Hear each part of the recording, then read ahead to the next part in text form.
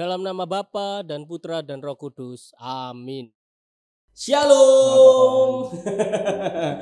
Oke, kembali lagi di konten kita Sego. Nah, pada kesempatan kali ini kita akan berbicara seputar asisten imam bersama bapak-bapak yang ada di sebelah saya, yaitu Pak Naryo. Oke, Pak Naryo, apa kabar Pak? Baik, Mas Adi, puji Tuhan. Sehat ya Pak? Sehat. Oke, Pak Naryo ini berasal dari lingkungan mana Pak? Saya dari lingkungan Santa Maria. Ya.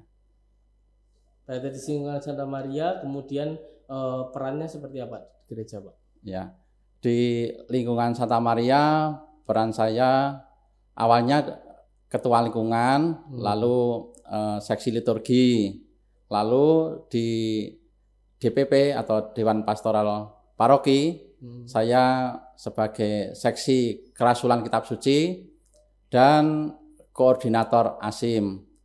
Oke, ada kerasulan. Kerasulan apa tadi Pak? Kerasulan kitab suci, Mas Adi. Kerasulan kitab suci. Iya. Nah, saya belum familiar dengan itu.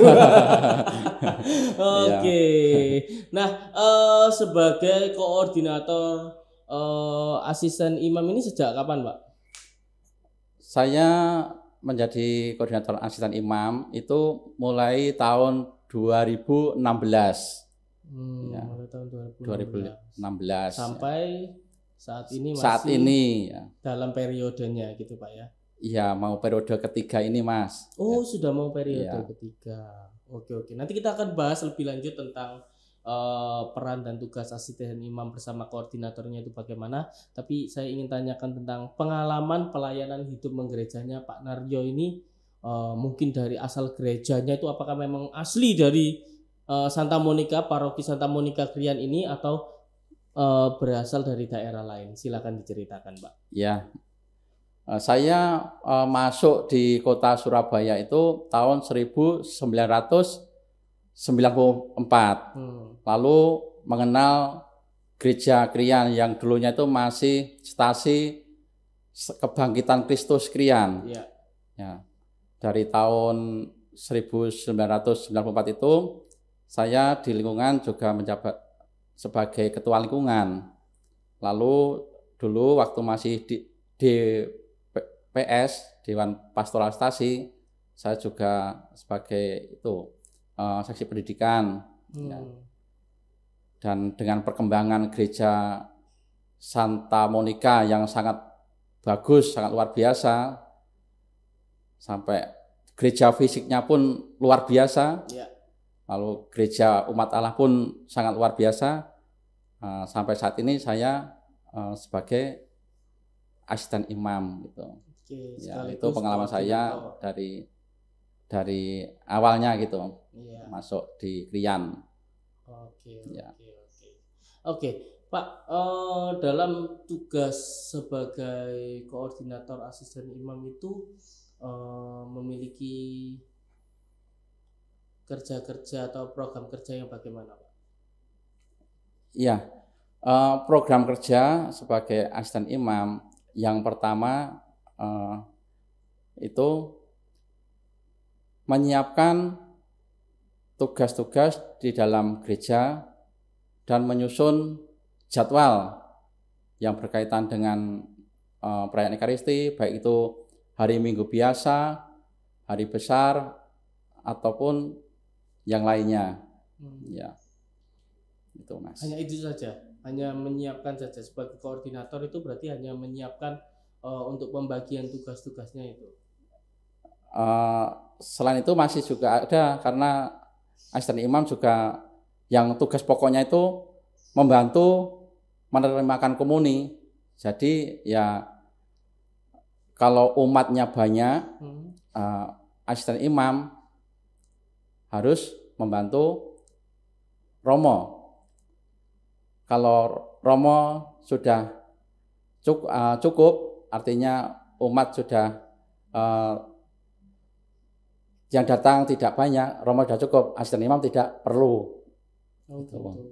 Jadi tugas utama dari koordinator adalah menyusun jadwal dalam pelayanan asisten imam itu sendiri, kemudian untuk asisten imamnya itu bertugasnya yang utama adalah membantu imam. Ya. Karena berlaku sebagai asisten imam, jadi tugasnya adalah untuk membantu imam. Ya. Nah, selain tadi membantu imam di gereja, Pak. Ya. Di dalam maksudnya di dalam perayaan Ekaristi ikut membagikan komuni. Ya. Kalau di luar perayaan Ekaristi, apakah, karena kita tahu ya Pak ya bahwa Romo itu bukan hanya ketika ada di dalam gereja, di dalam misa, tetapi ketika beliau-beliau itu berada di luar gereja, di luar misa, beliau tetap menjalankan perannya sebagai Romo. Ya. Nah, kalau sebagai asisten imam, apakah hanya ada di dalam misa itu menjadi asisten imam, setelah keluar sudah awam biasa, atau turut membantu imam pelayan di luar Ekaristi? Ya. Selain tadi yang sudah saya sampaikan, ada lagi tugas asisten imam, yaitu memimpin ibadat.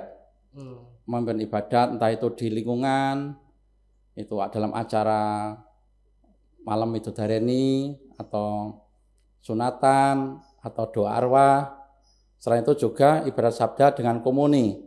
Karena di Paroki Santa Monica Krian masih ada ibadat sabda dengan komuni.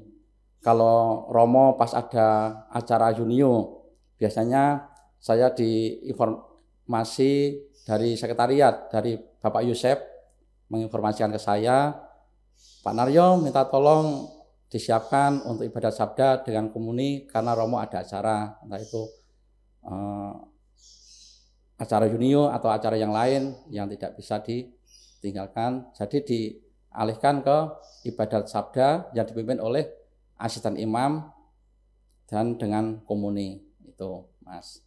Oke, itu masih ada di dalam lingkup gereja ya Pak ya tentunya ya. Ya. Oke, karena pengalaman saya sendiri, kebetulan papa saya dulu asisten imam juga Pak. Ya, ya. Mungkin kenal kan Pak? Ya kenal.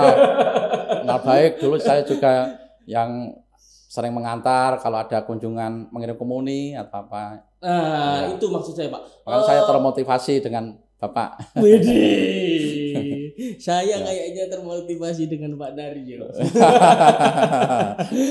Oke, berarti ada kegiatan yang di luar itu seperti tadi memimpin ibadah di lingkungan, kemudian mengirim komuni untuk orang sakit. Masih ada. Selain itu ada apa lagi Pak untuk yang di luar? Ya, di antaranya Mas Adi itu yang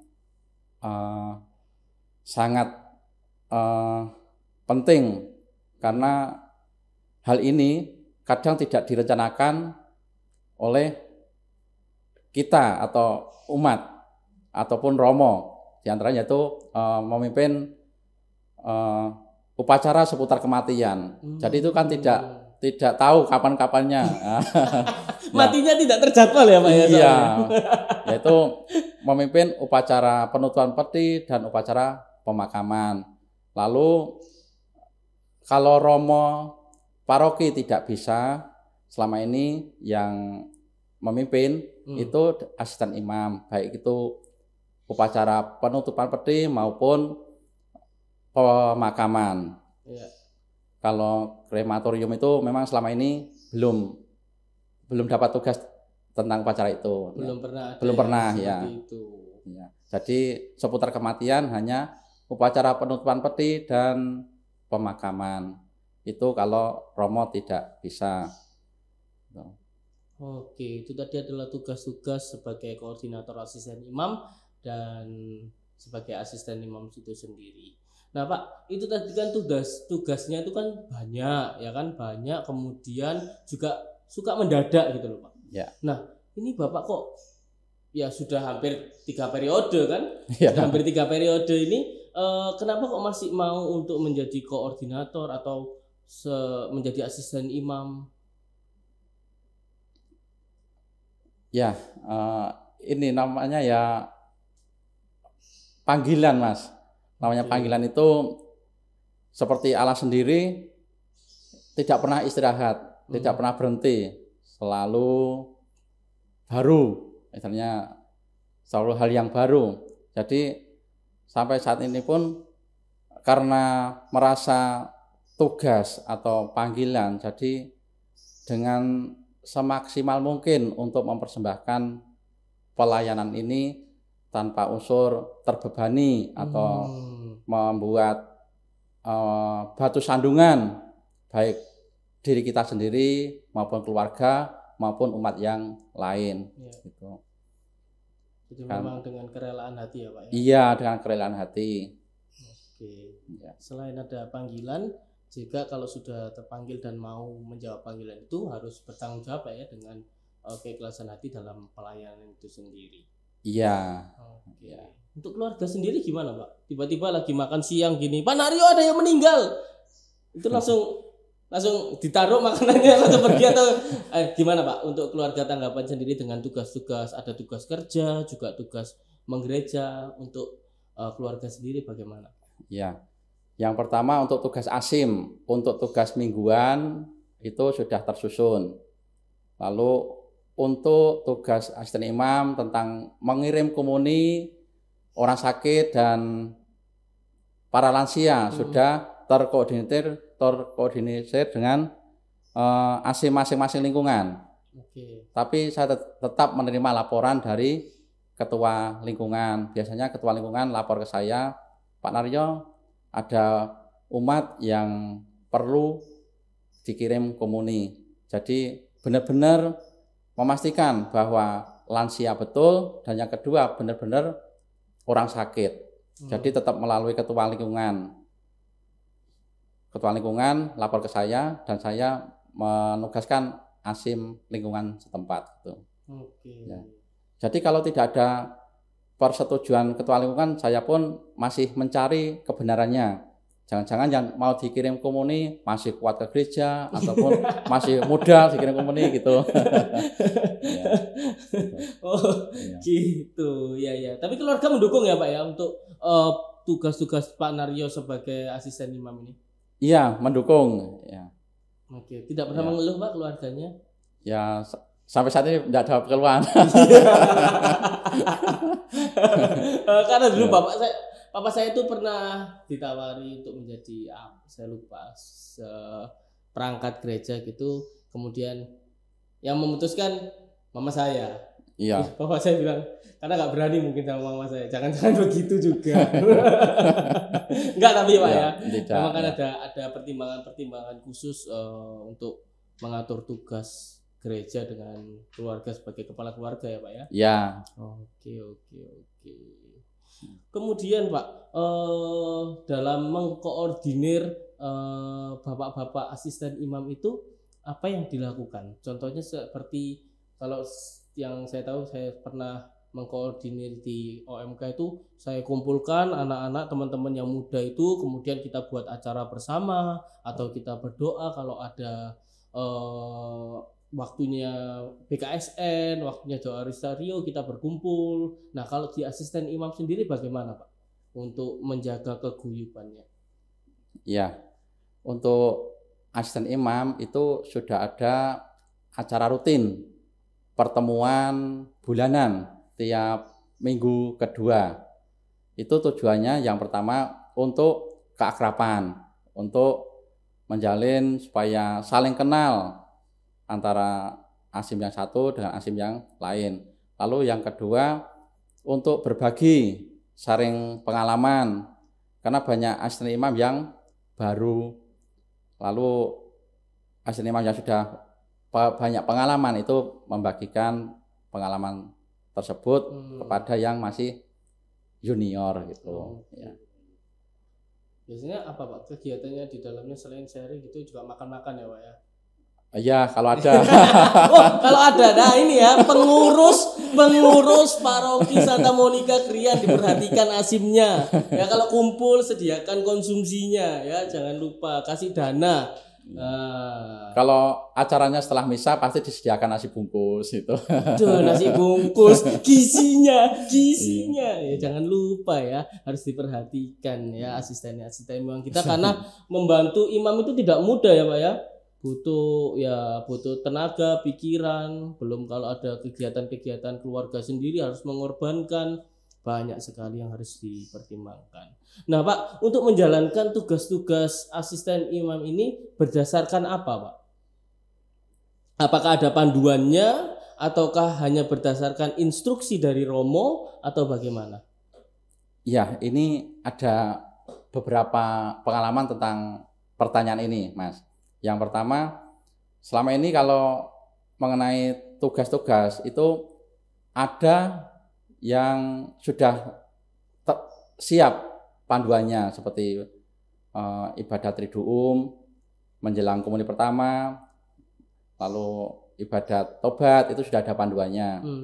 Ya, ada beberapa yang lain belum ada, jadi kita mesti harus matur romo dulu, bahannya pakai apa gitu. Kalau sudah ada romo ya nanti kok ya sudah pakai yang sudah pernah dipakai saja seadanya gitu. Tetap saya matur romo. Oke. Ya. Nah ini saya lihat ini bawa buku ini Pak. Ini buku apa ini Pak? Oh ya, ini buku pedoman panduan asisten imam. Bisa ditunjukkan Pak? Bisa ditunjukkan ke kamera. Kebetulan saya bawa karena saya juga belum banyak pengalaman tentang asisten imam. Oke. Nah seperti ini bukunya. Ini para asisten imam di Paroki Santa Monica Krian Sidoarjo sudah saya bagikan semua. Tentu saja sudah membaca. Oke. Ya, jangan sampai buku bagus ditutup rapi tidak dibuka. Nah, kan? Ya. Nah, itu berarti berdasarkan ini pengalaman yang membuat itu. Romo Indra. Oh, iya. Romo Indra yang buat. Bisa dijelaskan sedikit Pak isinya itu tentang apa saja? Oh iya. Jadi namanya buku pedoman asisten imam ini banyak yang berguna tentu saja untuk seputar tugas asisten imam. Ya. Jadi apa itu wewenang asisten imam, lalu secara spiritualitas hidup asisten imam, lalu pedoman pelaksanaan pelayanan asisten imam, dan banyak lain Mas yang bisa dipelajari di buku panduan ini Mas. Oke. Ya. Itu buku panduan itu apakah sama dengan Redemptionis Sacramentum itu Pak? Iya, sama. Ya. Ya. Mas Adi mengatakan Redemptionis Sacramentum. Ya. Ini mengenai sejarah singkat munculnya pelayanan tak lazim untuk komuni suci yang dilakukan oleh asisten imam Mas. Ya. Jadi Redemptionis Sacramentum ini untuk asisten imam karena ada dorongan dari Konsili Vatikan II. Mulai dari itu ditekankan lagi bahwa karena umat banyak sedangkan imam yang tertabis belum mencukupi, maka ditekankan lagi untuk asisten imam untuk membantu imam di dalam menerimakan komuni suci. Dan di dalam dorongan Konsili Vatikan ini memang diperbolehkan asisten imam baik itu perempuan maupun laki. Namun di Keuskupan Surabaya masih diprioritaskan yang bapak-bapak gitu. Lalu untuk tugas menerima komuni memang sudah pokok, itu tugas uskup, tugas imam, tugas diakon. Tapi berhubung gereja umatnya banyak, tidak mungkin romo melayani sendiri. Ya. Nah, maka dari itu kita kembali karena ada penegasan dari Redemptionis Sacramentum ini, kita diutus istilahnya untuk membantu imam menerimakan komuni suci, dan itu pun harus melalui pelantikan oleh Bapak Uskup sendiri. Ya. Ada lagi Pak dari buku itu? Masih ada tentang syarat-syarat jadi asisten imam maupun tugas asisten imam, lalu cara menjadi asisten imam gitu. Oke, Masih itu nanti banyak kita lagi. bahas lebih Iya, lanjut iya, nanti ya, untuk Pak. berikutnya ya. Oke. Iya. Pak, Ya. pernah nggak Pak waktu mengirim komuni gitu ada penolakan dari orang yang mau menerimakan komuni karena menganggap loh yang boleh menerima yang memberikan komuni ini hanya boleh romo loh, ini Bapak ini kan bukan romo kok menerimakan, itu pernah nggak Pak ada seperti itu Pak? Selama ini tidak ada halangan masalah tersebut, Mas. Karena tadi di depan sudah saya sampaikan, dalam mengirim komuni itu sudah ada persetujuan atau laporan dari keluarga. Yang pertama. Lalu yang kedua ada informasi dari ketua lingkungan. Jadi itu sudah memastikan baik itu lansia maupun orang sakit benar-benar sudah menyiapkan hati untuk menerima tubuh Kristus. Jadi istilah penolakan tadi tidak ada. Ya, karena jadi sudah siap. Tugas-tugasnya asisten imam juga sudah tersosialisasikan dengan baik ke umat, sehingga ketika ada asisten imam yang membagikan komuni kepada orang sakit dan lansia, itu memang sudah tahu ya Pak, sudah punya pengetahuan itu bahwa sudah. Oh ya memang ini sudah tugas. Ya betul, sudah tahu. Baik itu mengirim komuni di rumah ataupun di rumah sakit, itu sudah berjalan dengan lancar, tidak ada halangan apapun. Untuk jumlah asisten imam sendiri Pak di Santa Monica Krian ini, paroki Santa Monica Krian ini berjumlah berapa? Kemudian persebarannya itu bagaimana? Ya, jumlah asisten imam di di paroki Santa Monica Krian itu totalnya ada 27 orang. Lalu persebarannya di stasi Gregorius Agung Citra Harmoni 4 orang, lalu di stasi Santo Mikael Mojosari 3 orang, sedangkan yang di paroki 20 orang, jadi total 27. Iya, 27 asisten imam. Dan itu sampai saat ini aktif semua. Jadi perputaran tugasnya itu nyambung gitu. Kecuali kalau ada yang berhalangan, entah itu pekerjaan ataupun luar kota, memberikan info ke saya dulu sebelum hari hanya tugas itu. Jadi saya bisa menggantikan dengan yang lain supaya tidak ada kendala waktu mau misa ada masalah asisten imam kurang. Jadi selama ini untuk jumlah asisten imam sudah memadai di paroki dan stasi. Sudah itu Pak ya, sudah bisa semua teratasi ya masalahnya. Iya, semua sudah teratasi. Baik itu informasi-informasi dari paroki tetap saya sampaikan ke asisten imam yang di stasi. Kalau butuh apapun supaya menyampaikan, karena buku-buku panduan juga masih memakai di paroki gitu. Oke. Jadi sudah bersinergi, sudah saling terhubung antara paroki dan stasi. Iya, ada komunikasi karena saya buat WA group khusus asisten imam gitu. Oke. Ya. Saya join boleh Pak? Pak, boleh sambil diminum dulu Pak? Iya. Silakan, terima kasih, kita minum dulu ini airnya. Ya. Aduh, segar.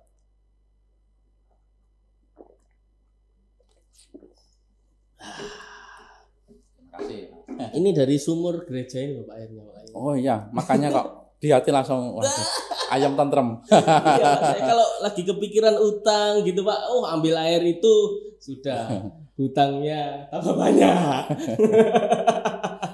Oke.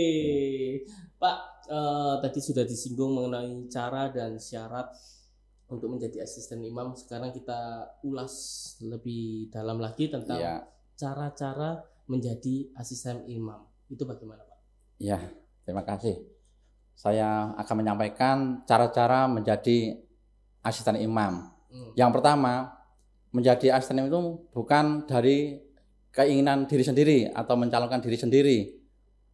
Tetapi ada 5 tahap, Mas. Ada 5 tahap untuk persiapan menjadi asisten imam. Yang pertama itu menghimpun nama-nama calon. menghimpun nama-nama calon itu sumbernya dari umat lingkungan dan ketua lingkungan. Jadi ketua lingkungan bersama umat yang lain memilih siapa yang mau dan layak. Nah, itu yang tahap pertama. Jadi mencari di lingkungan masing-masing. Lalu tahap yang kedua, Mas Adi, itu mempertimbangkan nama-nama calon. Nah, setelah data tadi dengan persyaratan sudah masuk ke sekretariat paroki, lalu dipirsani romo, mana yang layak, mana yang tidak layak, baik itu tidak memenuhi syarat ataupun hal yang lain. Jadi sepengetahuan romo paroki. Nah, lalu tahap yang ketiga itu mengusulkan nama-nama calon. Jadi tadi setelah tahap kedua, setelah dipertimbangkan oleh romo paroki, sudah tidak ada yang berhalangan, sudah layak, lalu diserahkan ke keuskupan. Ya memang selama ini masih ada yang tidak layak, artinya masih banyak batu sandungan, entah itu dalam lingkup keluarga maupun dalam hal pekerjaan. Jadi di awal sama romo sudah diputuskan kalau saat ini belum bisa, mungkin tahun depan gitu. Bukannya tidak boleh menjadi asisten imam, bukan, tapi saat ini belum bisa karena masih dengan ikatan kerja yang tidak bisa ditinggalkan, masih dinas gitu. Ya. Lalu tahap yang ketiga tadi mengusulkan nama-nama calon tadi itu masih menunggu waktu lagi setelah diperiksa, diserahkan ke Keuskupan Surabaya. Lalu tahap keempat, lalu pelantikan, Mas.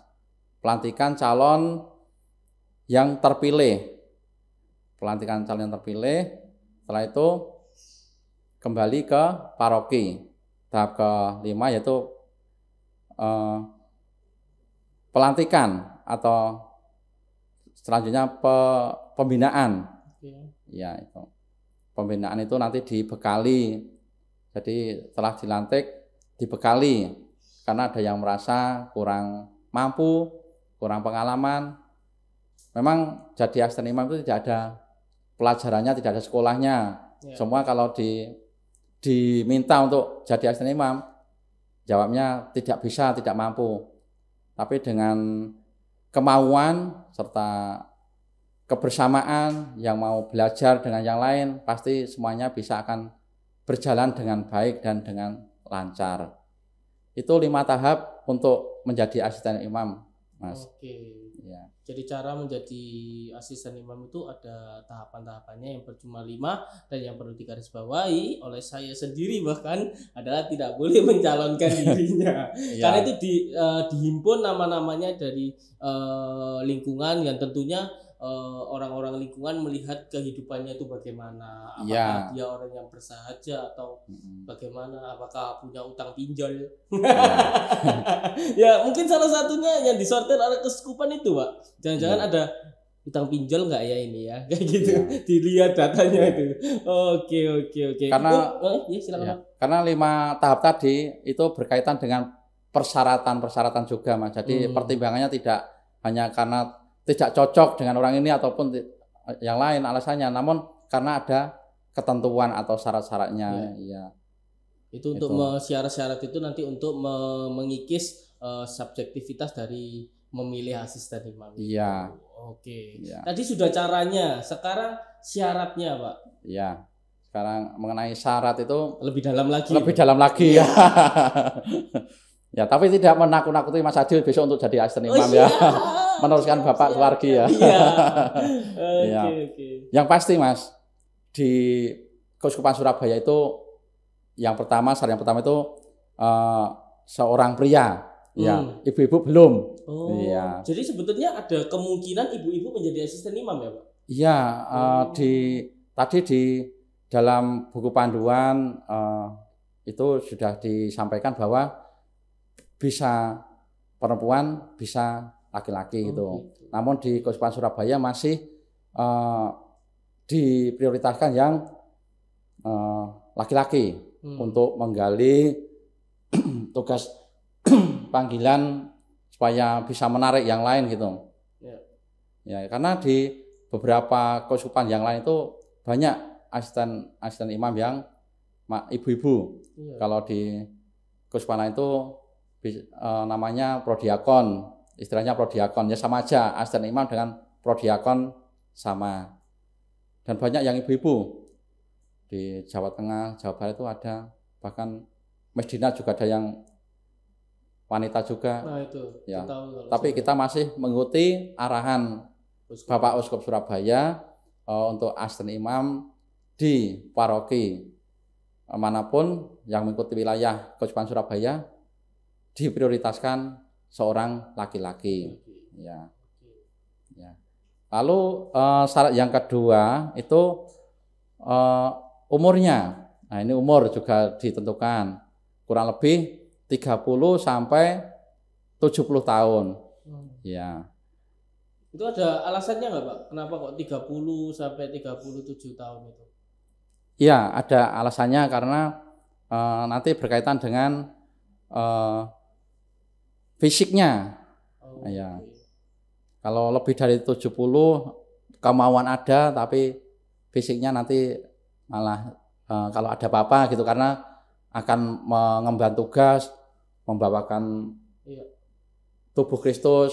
Nanti kalau ada apa-apanya pingsan atau apa, tidak, jadi malah ya tidak bagus, ya, tidak pelayanan tapi melayani orang ini. Iya. Sorry, tadi berapa Pak? 30 sampai 70 tahun. 70 ya. Ya, 70 tahun. Saya 37. Oke. Ya. Jadi ini ya 30 tahun sampai 70 tahun dengan pertimbangan fisiknya juga harus masih kuat. Ya, betul ya. Kan syaratnya. Ya. Lalu syarat yang ketiga itu sudah dibaptis secara Katolik. Itu sudah pasti ya, sudah mutlak ya. Lalu syarat yang keempat itu bagi yang sudah menikah, pernikahan harus secara Katolik. Jadi besok Mas Adi juga bisa langsung dicalonkan menjadi asisten imam ya. Loh, itu untuk pernikahan Katoliknya itu boleh hanya pemberkatan atau harus pakai sakramen, Pak? Ya, diusahakan sudah sakramen. Iya. Oke. Ya. Iya. Karena tadi kembali ke penggalian atau pencarian calon, tentu saja dari lingkungan sudah tersaring. Yang sekiranya meragukan, ya sudah tidak dipilih dulu gitu. Ya, daripada nanti ada unsur kekecewaan atau unsur tidak puas kok saya tidak jadi dipilih gitu ya. Jadi dimaksimalkan sudah memenuhi syarat-syarat tersebut. Ya. Jadi lingkungan sendiri tidak boleh angger milih ya Pak ya? Iya. Nah itu yang jadi bahaya kan kadang, ini terserah ngomongnya asal gitu tanpa ada penyelidikan terlebih dahulu tentang kehidupannya, tentang latar belakangnya bagaimana. Oke, ya jadi itu perlu diperhatikan juga. Oke, yang keempat ya Pak? Ya, keempat. Lalu syarat selanjutnya memiliki nama baik sebagai pribadi maupun dalam keluarga. Dari lingkup keluarga pun harus terjalin suasana yang harmonis, artinya saling nyambung komunikasinya, lalu dari kepribadiannya juga bisa terarah, bisa terkontrol, Mas. Ya, itu dari pribadi terus dalam lingkup keluarga gitu ya.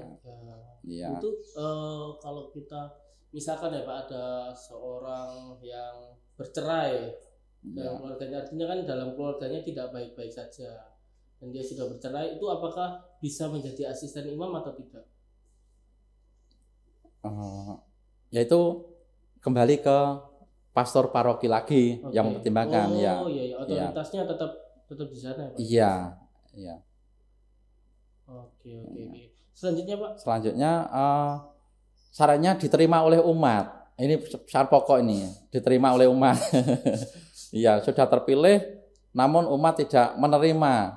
Artinya tidak menerima itu masih ada batu sandungan. Iya. Ya. Maksudnya bagaimana itu, Pak?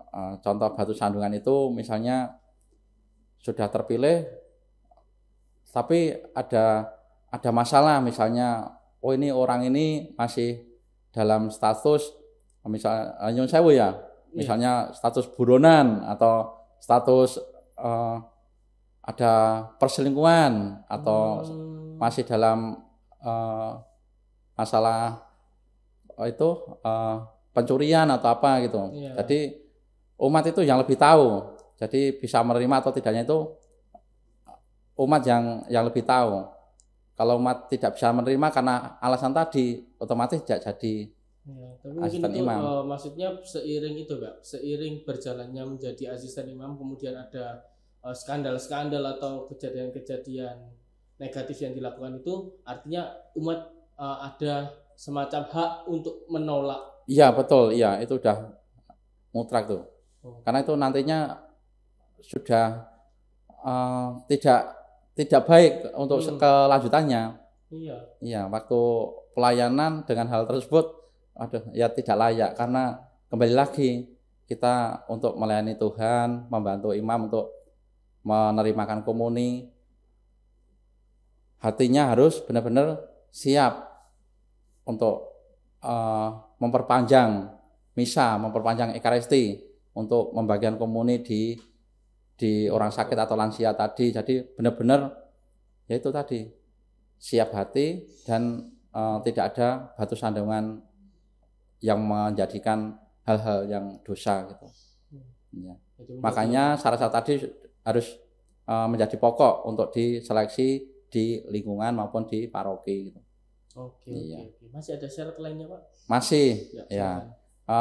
Syarat yang berikutnya itu memiliki penampilan yang layak. Artinya layak itu ya harus ganteng itu enggak, Mas.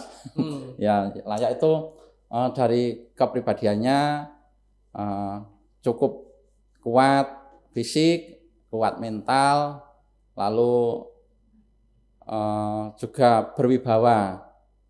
Namanya orang untuk melakukan tugas tentu saja harus mempersiapkan fisik yang sehat. Ya minta maaf, diusahakan yang tidak terbentur dengan kelainan, sakit atau apapun, cacat, yang cacat ya. Langsung aja, Pak, apa-apa, Pak, kita santai aja. Ya, kalau misalnya cacat gitu juga menjadi pertimbangan tersendiri. Iya. Oke. Ya, jadi kembali lagi ke tadi, hati yang layak, tidak harus ganteng, tidak harus tinggi, tidak harus pokoknya siap, layak, dan dipilih dan mau gitu. Ya. Tidak menjadikan beban batu sandungan umat lain ataupun dirinya sendiri. Itu, Mas. Syarat-syaratnya ada banyak ya. Lumayan, Pak. Dan yang membuat saya kepikiran itu tadi, penolakan umat. Nah ini jangan-jangan ketika saya sudah terpilih mau dilantik, umat demo di depan itu, turunkan aku. Nah ini kan malu juga saya kan kalau gitu kan. Tapi memang ada syarat-syaratnya. Kalau saya garis bawahi tadi, Pak, ya, koreksi saya kalau saya salah. Yaitu yang pertama ada syarat fisik. Jadi fisiknya itu diusahakan bukan diusahakan ya, harus mampu untuk melakukan pelayanan, karena pelayanannya tidak hanya di dalam gereja, tetapi juga harus di lingkungan luar, lingkungan. Bahkan mungkin kalau ada yang tidak terdata di lingkungan tetapi membutuhkan bantuannya, bisa juga, Pak, ya, untuk apabila ada informasi. Karena pernah waktu itu ada umat yang kurang aktif di gereja, kemudian tapi itu hidup dalam satu lingkungan tertentu di Santa Monica ini, kemudian mendapatkan bantuan juga. Kemudian yang kedua adalah tentang kehidupannya.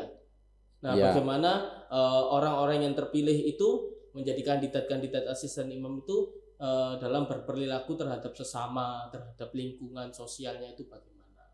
Betul. Saya kira dua itu yang saya garis bawahi. Atau ada lagi, Pak, menjadi kesimpulannya untuk cara dan syaratnya tadi?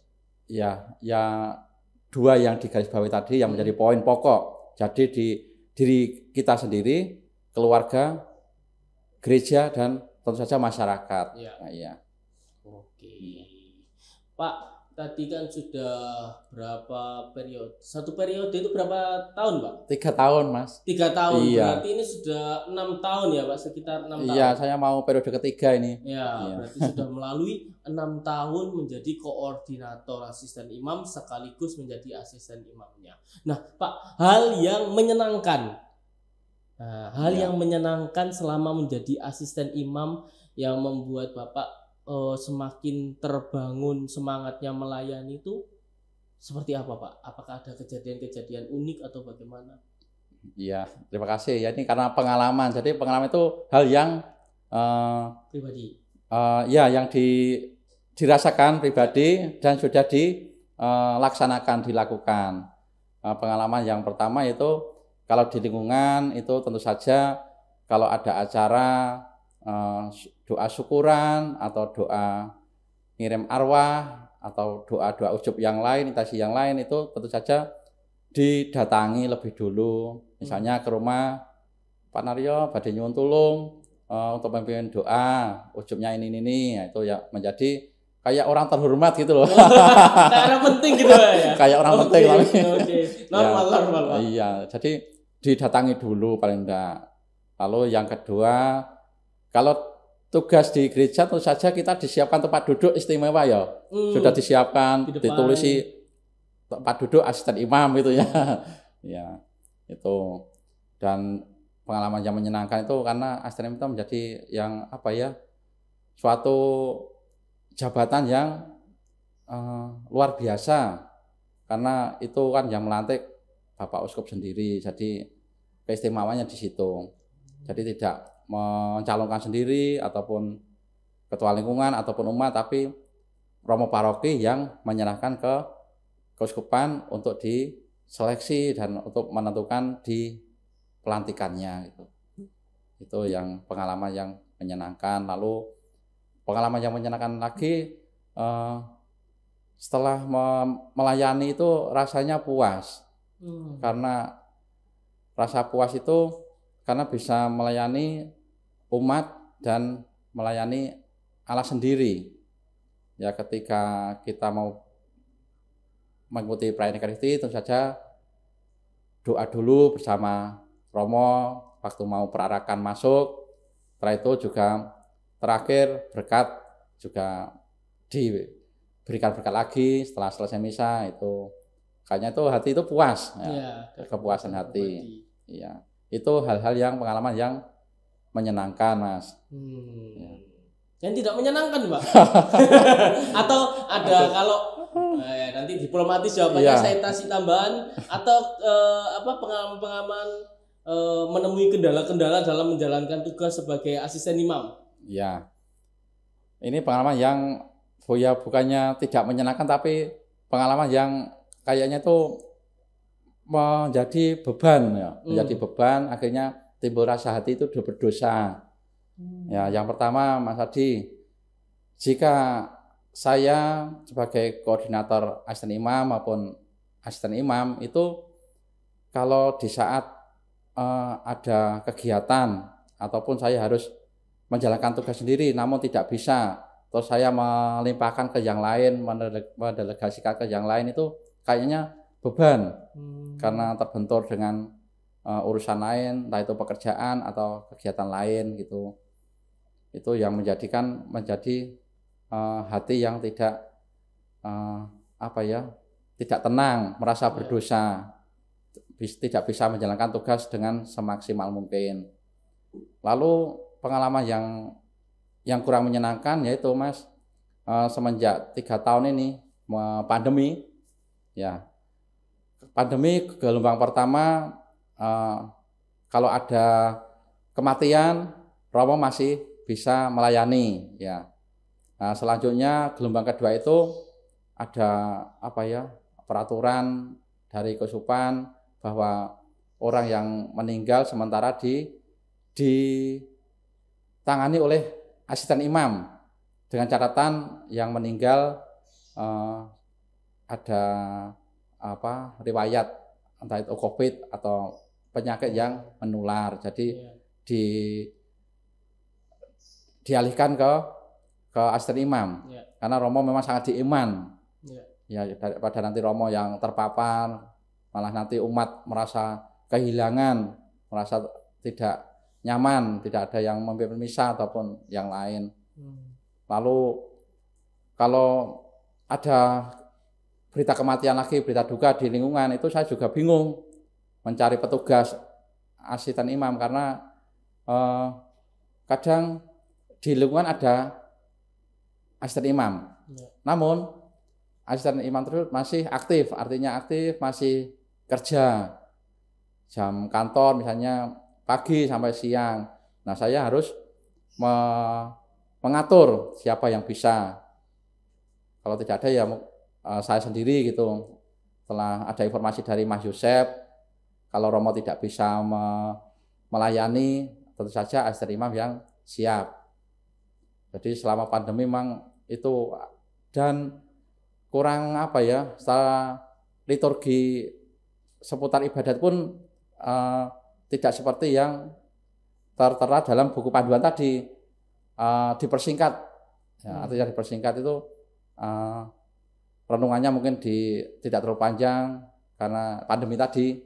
Lalu doanya pun tidak seperti yang dicantumkan dalam buku panduan. Karena apa? Biasanya pemakaman itu didoakan sebelum peti dimasukkan. Namun ada pengalaman kemarin waktu pandemi itu peti dimasukkan dulu, setelah dimasukkan liang kubur baru kita doakan bersama gitu.